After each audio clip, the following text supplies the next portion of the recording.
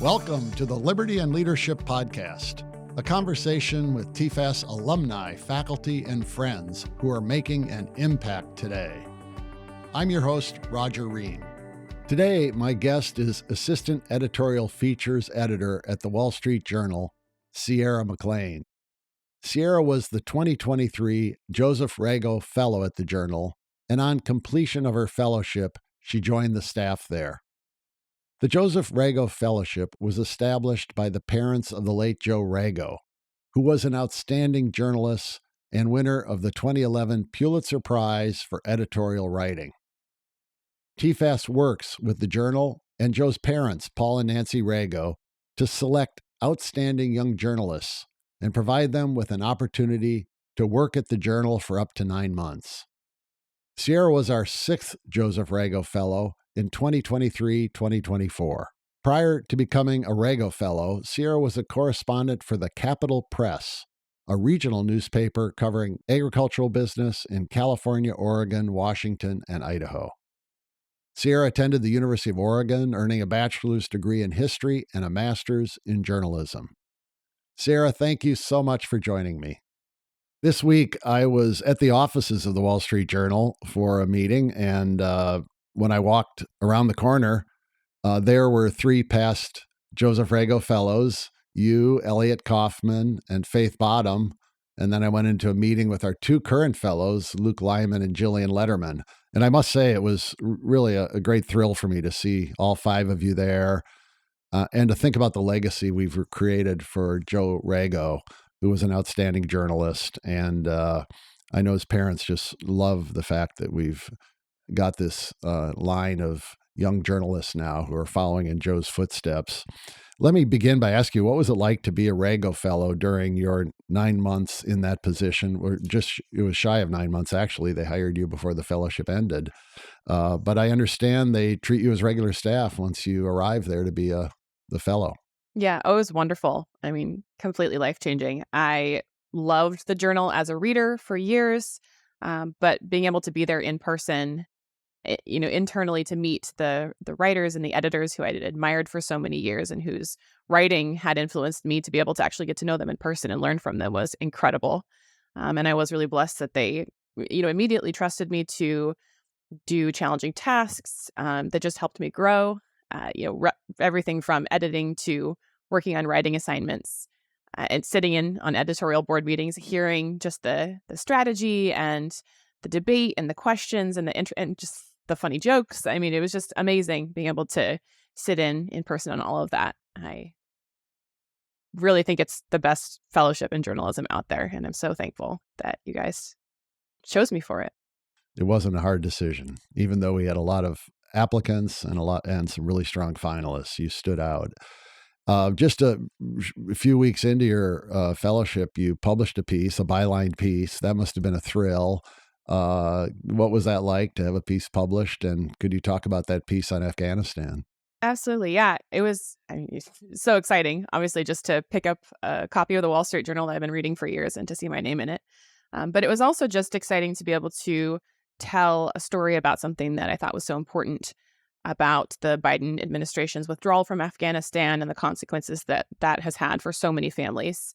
I was able to interview military members who were affected, as well as people who had been Afghan allies working with the U.S., both those who had been evacuated and now had sort of a immigration status in limbo, but then also had the opportunity to interview someone there who was still trapped and obviously didn't use his name to protect him, but who is continuing to suffer the consequences of that decision. So it was both moving and interesting to be able to tell that story, but also just exciting to see my name in the Journal and to be a part of this organization that I've been a huge fan of for so long. You've written now, of course, many other byline pieces, and they really are wide-ranging. You've written about political races in Texas, I think in California. You've written about Jewish businesses in Philadelphia being boycotted, about electric truck mandates in California. How do you go about kind of deciding? Do you pitch the story to someone there when you come up with an idea, and then you see if they say that's something to do, then you go out and do some reporting? Yeah, it's been a combination of different ways that stories have come about. In some cases, an idea has come to me And I've gone and brought it to Matthew Hennessy or James Taranto, who make decisions about whether or not it would be a good fit. And in other cases, they've reached out to me and said, hey, can you do a piece on, X, Y, or Z? So in the case of like the Texas race that I covered, for instance, Paul Jago and James Taranto wanted someone to cover that race. And so they asked me if I would do so, and bought a plane ticket the next day and flew out the day after that. So it was a pretty quick turnaround, but and a wonderful adventure. Really enjoyed it. But in other instances, an idea has come to me. So I wrote a piece, for instance, this week on the Western Wall and how each year, twice a year, in the spring and in the fall for Jewish holidays, a rabbi and his assistants remove notes from the Western Wall that people have left their prayer notes. And the way that came about was just, I had heard for years that this tradition took place. And one day I just thought, wait, do all those notes still fit there? Like, where do they go? They can't possibly all fit there. And so I just was curious. And so it sort of just chased a curiosity that led to a really interesting story. So it's definitely a variety of different ways the stories come about.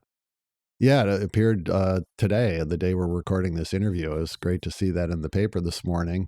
My first question, I think, when I read it was, did you go to Jerusalem to report on that one? I assume you probably didn't, given the situation there right now.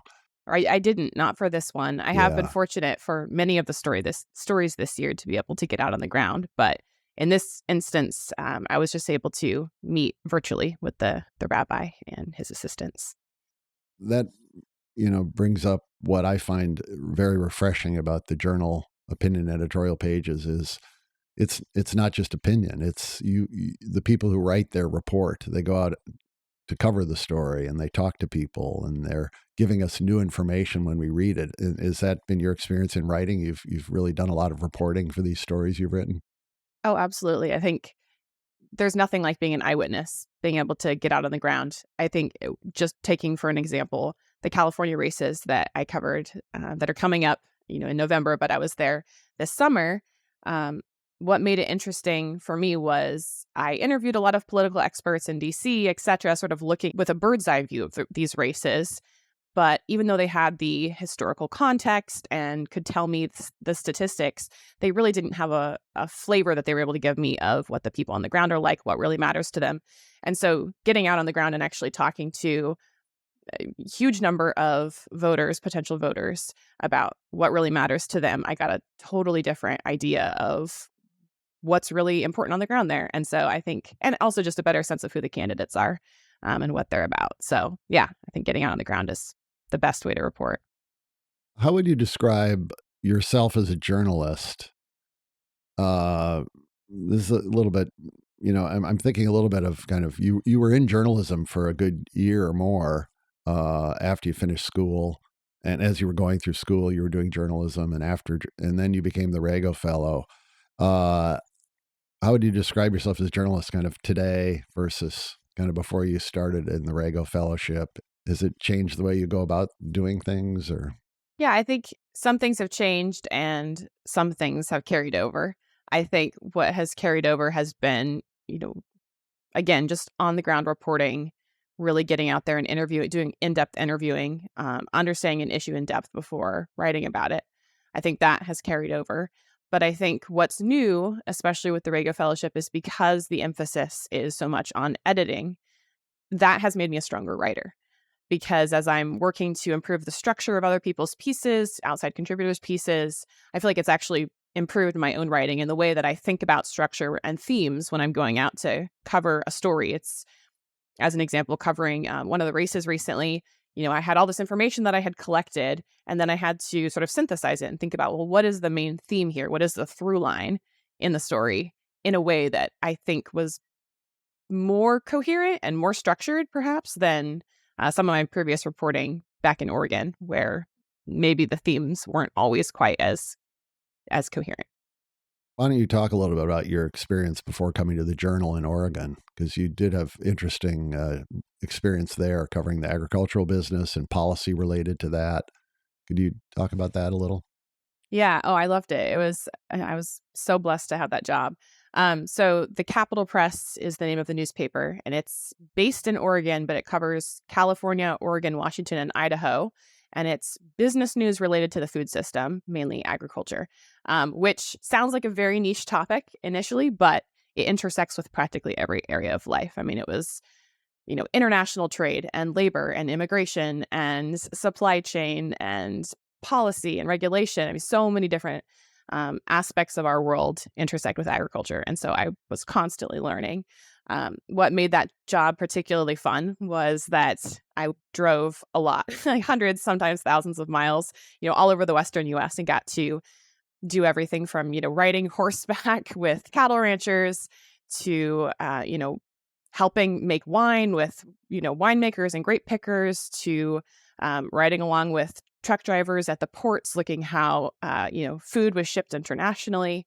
I think that was probably one of the most valuable reporting experiences of my life, and also just prepared me for the journal as well to better understand broader systems, globally, but also just, I think, being able to tell human stories as well, about the people, the laborers, the business owners, etc., that policies affect, for instance, that regulations affect.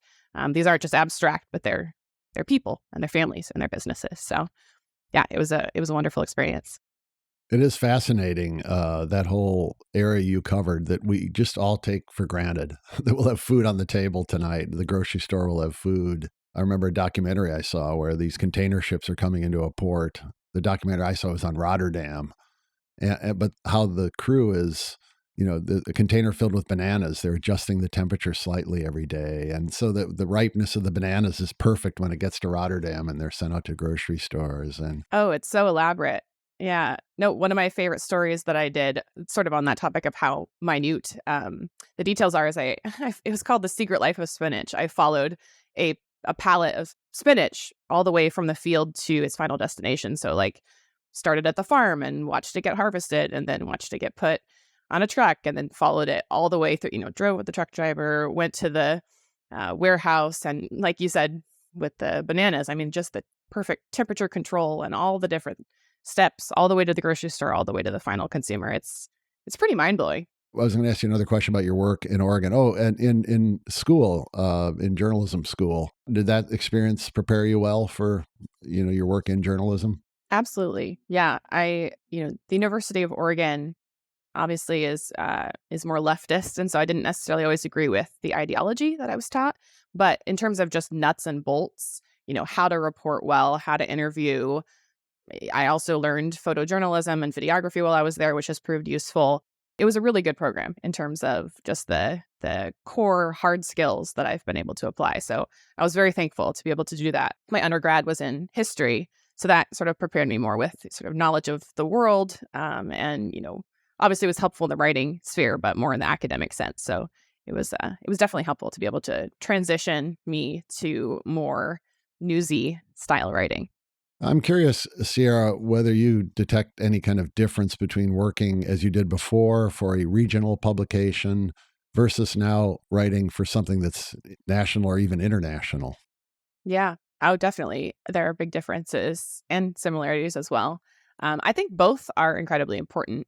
It actually makes me sad to see the decline of local newspapers and regional newspapers across the U.S. And I understand part of why that happens. Obviously, it has everything to do with a combination of, readership and people turning elsewhere for news and profits and consolidation and a lot of different factors that, some of which are inevitable. But I think something about local news that's different than national news is you can really dig into what's happening in the state legislature or what's happening in a local city council or community that otherwise might get overlooked by national newspapers simply because they have so much to cover. And sometimes when I was at the Capitol Press, I was actually shocked by just the gravity of some of the regulations that were passed or things happening in communities that readers otherwise wouldn't have known about that profoundly impacted their lives, their families, their businesses. And so I think there's a real service there. But at the same time, again, local newspapers don't necessarily have the capital, the resources sometimes to cover some of the global and national really important topics that national newspapers cover. I loved both, I think, in different ways, like covering, again, local news, things that were overlooked, but that really impacted people's lives.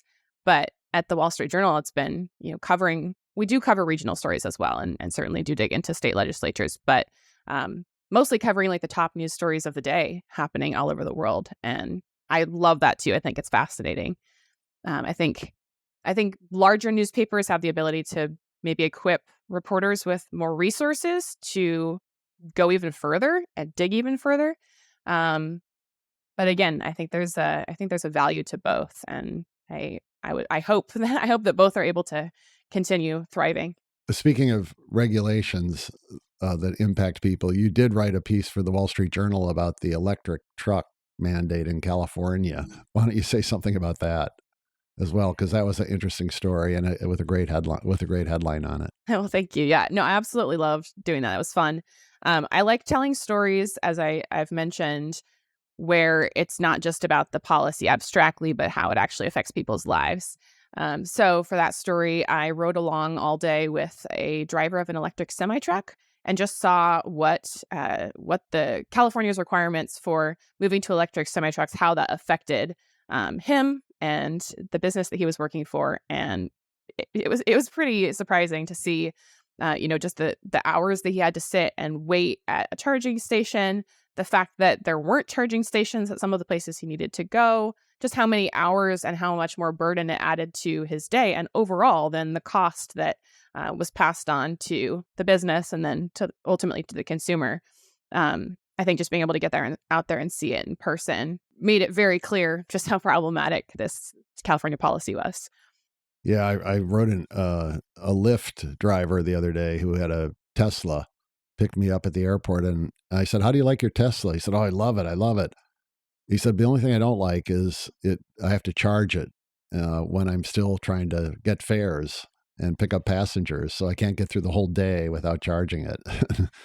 But that was, and I think the headline on your piece was about the California mandate that was truckers charging overtime. Right. Yeah. Electric mandates have truckers charging overtime. Yeah. That's right. Yeah. Well, as I recall from a few years ago when we interviewed you for the fellowship, you had, at least for part of your education, been homeschooled.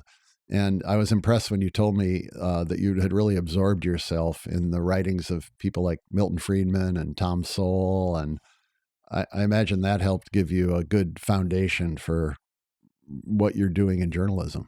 Oh, absolutely. Yes. That was actually a combination of my high school years, but then also even after I was homeschooled K through 12. So during those years, I was reading a lot of books like that, but it was also audiobooks that I was listening to during my long drives when I was a Capitol Press reporter. So I'd be like driving, 7 hours from Western to Eastern Oregon, listening to Milton Friedman or like a Paul Johnson history book or something like that. So it was definitely time well spent, but I was in the car enough that I read quite a lot of books that way as well.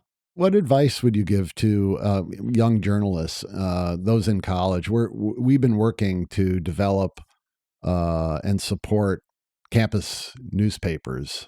We've got a network now we call the Student Journalism Association. We have over 400 college students who've joined this. We did 3 training sessions this past year in Chicago, Charlottesville, and in New York. In fact, Paul Jagot spoke to at our program in New York, trying to develop talent on campuses for careers in journalism and to give them the kind of support so that and encouragement so they want to pursue those careers, that they don't graduate and then go to work on Wall Street, but rather decide. And the Rago Fellowship, of course, is a great way to make sure that students do go into journalism. But we're bringing some to Washington for summer-long internships to get a taste of the profession. But if you were talking to a young person who's on campus, maybe working for a school paper, what advice would you give to them if they're thinking about a career?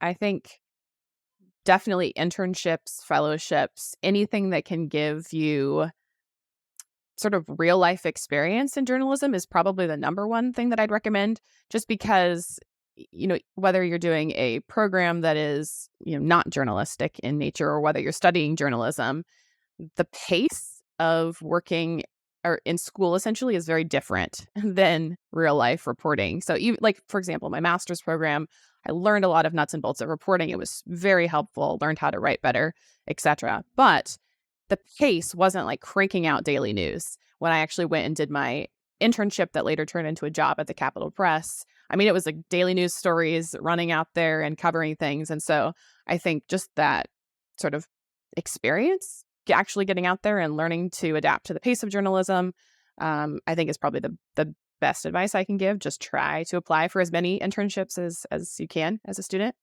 But I also really would recommend a lot of the training programs that are out there. I mean, I think everything from, like, for example, I'm forgetting the full name of it. It's SBU, is essentially business editors and writers. It's an association that's been really great. I recommend that. Like, they have great trainings on, everything from using data in journalism to doing investigations. The investigative reporters and editors program I mentioned, again, didn't necessarily agree with all of the ideology, but I learned how to place better public records requests and how to collect information that otherwise is hard to access. And so, or even just think in creative ways about the ways that, for example, government intersects with the private sector, where maybe you're trying to investigate something and trying to find those points of entry where you can get public information. So I think that is very helpful. I also recommend, even like the Society for Professional Journalists has good trainings on things like if you're going out to cover a wildfire, like wildfire safety preparedness. I definitely wouldn't underrate those types of organizations, even if, again, like ideologically, maybe they're not necessarily in alignment with the average conservative. I think that they do have some useful tips and tools to offer. Yeah. I imagine in reference to that kind of pace you had at the Capitol Press, where you're cranking out stories all the time. Where you are now, it's a little bit different. I mean, I guess every day you might be under a deadline to edit pieces that our contributors are submitting in, while also working on a piece of your own that takes a few more, maybe a few weeks of reporting and writing. So is that kind of a balancing where some things you are working on are like daily deadlines have to be met, so it's going to get ready for the paper tomorrow, and other things you have a little more longer lead time to develop? Oh, yeah, definitely. And it can be hard to predict because we're trying to work ahead as much as possible. So, like, for example, right before this call, I just edited a piece for Tuesday that is fairly static in terms of, like, it could run Tuesday or Wednesday or Thursday. It doesn't need to be run immediately. But it's quite possible that I'll, log into my email right after this, and there will be some kind of breaking news and something that needs to be edited in a couple of hours today to run in tomorrow's paper. Like, that happens regularly. So, it's a little bit of hurry up and wait. Sometimes you're working ahead and the pace is fairly comfortable. And other times it's like, Trump was almost shot, or Biden just dropped out of the race or whatnot. And it's like, okay, here we go. Let's, get this done quickly. And then in terms of, the pace of writing, that also definitely depends. Like this piece on the piece I wrote about the Western Wall this week, actually, I started reporting back in April and was originally going to run it for the Jewish holiday in April, and then it ended up running in the fall instead. So it's been, months. Whereas the piece on California's races, I reported on, I think it was a Tuesday, wrote it on a Wednesday, and then it ran on a Thursday. And so that was a quick turnaround. So it really depends on the situation. Yeah. Well, it's really great to know that you and two other Rago Fellows are there full time now, and we have two new fellows working there now. We also, one thing I did mention in my introduction is we have the Robert Novak Journalism Fellowship Program, which we provide fellowships to young journalists who have writing projects they want to pursue, and we'll give them a grant that will help cover their time and their expense doing that. And we've given those to three of our previous Novak Fellows now work as colleagues of yours at the Journal: Kyle Peterson, Kate Odell, and Mene Ukabarua. So we're great to have that connection to you. And we'll be announcing a new class of fellows at our November 12th dinner in New York. Oh, exciting. 7 new Novak Fellows plus the 2 Rago Fellows.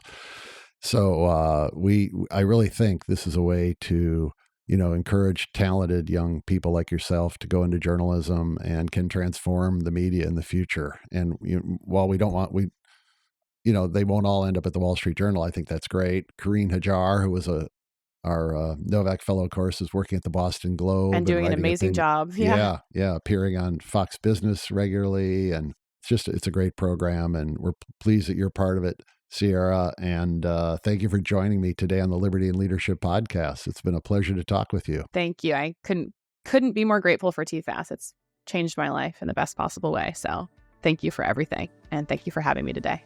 Thanks. Thank you for listening to the Liberty and Leadership Podcast. If you have a comment or question, please drop us an email at podcast@tfas.org.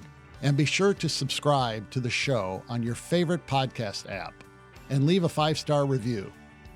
Liberty and Leadership is produced at Podville Media. I'm your host, Roger Ream, and until next time, show courage in things large and small.